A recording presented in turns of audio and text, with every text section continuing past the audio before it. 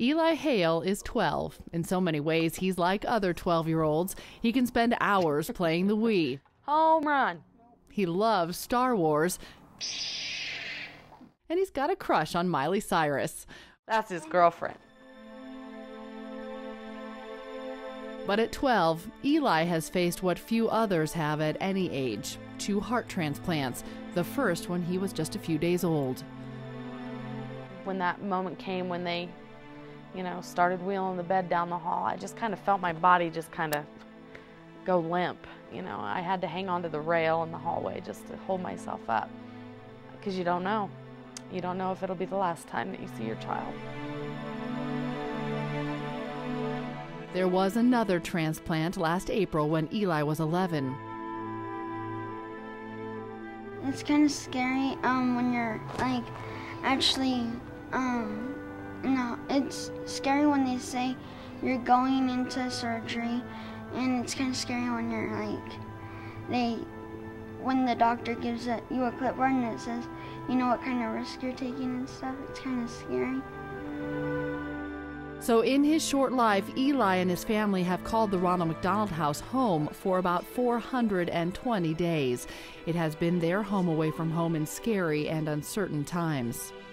Without the Ronald McDonald House, I don't know how we've gotten through all 11 years. I mean, the Ronald McDonald House has been a huge, huge source of support for us.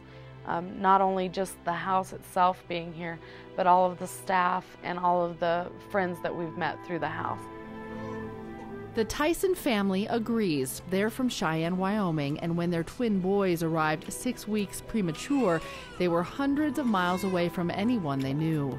So I'm very thankful for this place. They've helped us a lot. And I don't like the idea of anybody having to be here, but I'm glad that this place is here for people like us who don't really have any other options. For 30 years, the Ronald McDonald House has been a refuge for families whose children are facing life-threatening illnesses and need long-term hospital care. Within these walls, they find all the necessities of home, but more importantly, they find understanding and support that they need. Once they've been here for a while, it becomes almost magical. They relax. Their shoulders will be up around their ears when they walk through the door. Then they can relax. And things that you think, oh, I hate doing that at home, but just doing a load of laundry. Being able to be with other people in the laundry room and say, how's your day gone? What have you done? It becomes so critical, because if you're isolated in a hotel, it's not the same. You're by yourself and nobody knows what you're going through. Here, our volunteers, our staff, we're all friends and we become family. Last week we had a family here that stayed with us that was discharged with a child that was going to die. They did not want to go home to a remote place and be alone. When they came here, we surrounded them with volunteers. They got to hold their baby every minute of the week that it lived when it left the hospital. They knew it was going to die, but everyone here just wrapped them with comfort, care, and hope, and it made such a difference to that family.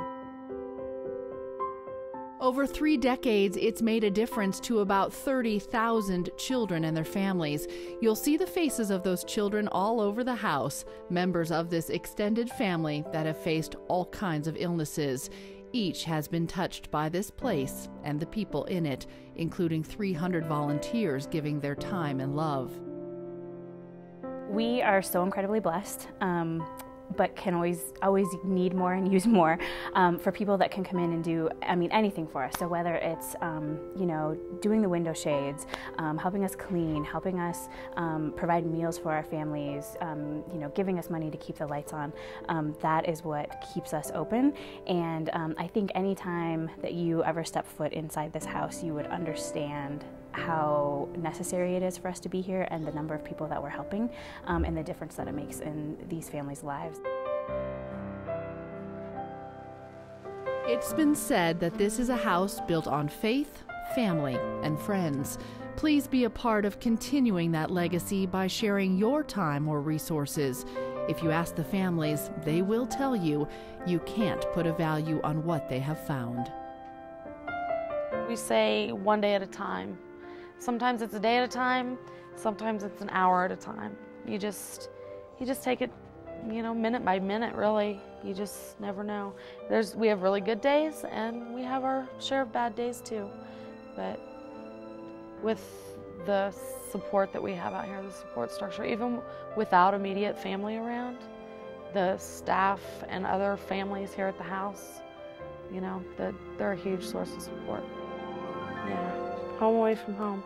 Family faces adversity together, celebrates overcoming, and supports one another during loss. It is all love. It's all happening at the Ronald McDonald House every day. We see it all in a day. We see the sadness of the death of a child to that of the joy when a child gets a heart, gets a kidney, gets a liver, comes home from the NICU, that a baby that weighed 13 ounces at birth, born at 24 weeks, and is going to go home and have a great life. So we do see it all, the tears and the laughter. In a matter of minutes and hours, it all happens here.